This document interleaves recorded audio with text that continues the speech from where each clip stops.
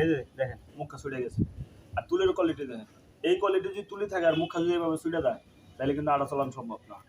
ঠিক আছে, আটা চালানো সম্ভব না। পরবর্তীতে ডিলার গো বা দোকানদার দোষ হয় যে কী আটা বেছে, এরকম আটা আর আপনারা বানায়েন না বা এরকম আটা আমাকে দিয়েন না। ঠিক আছে, আমাদের কাজ করা অনেক কষ্ট। এই যে তুলি 6 ইঞ্চি পাইবে বা 4 ইঞ্চি পাইবে যদি আটা মারবার চাই, মানে ঘুরাইতে ঘুরাইতে কাজ সারা হয়। ঠিক আছে, ঘুরাইতে ঘুরাইতে এই যে প্রত্যেকটা মুখটা ছুটে গেছে, এটা ছুটছে, এটা ছুটছে, তিনটা আট আনছি তার ভিতরে দুইটাই ছুটে গেছে, আটাটাও ছোট্ট ছোট্ট অবস্থা। ঠিক আছে, এটা ছুটে গেছে, কেমনে ছুটে গেছে। এই কোয়ালিটির আটা হইলে আমাদের আড়াই ফেলের আটা চলানো সম্ভব না।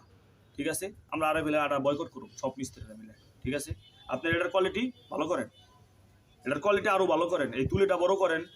আটা ঠিক আছে, আটা যথেষ্ট পরিমাণ ভালো, কিন্তু আটা ঠিক আছে, এই তুলি এই যে দেন তুলি কত ছোট তুলি, এত ছোট তুলিতে কাজ করা যায় না, অনেক সময়ের দরকার। ঠিক আছে, এই যে দেন মুখটা তো ছুটে গেছে। আমরা এইভাবে কষ্ট করুম, কেউ কেউ করবার এইভাবে কষ্ট করে কাজ, তারপর আমরা করছি। ঠিক আছে, আর কোয়ালিটি ঠিক করেন। ওকে।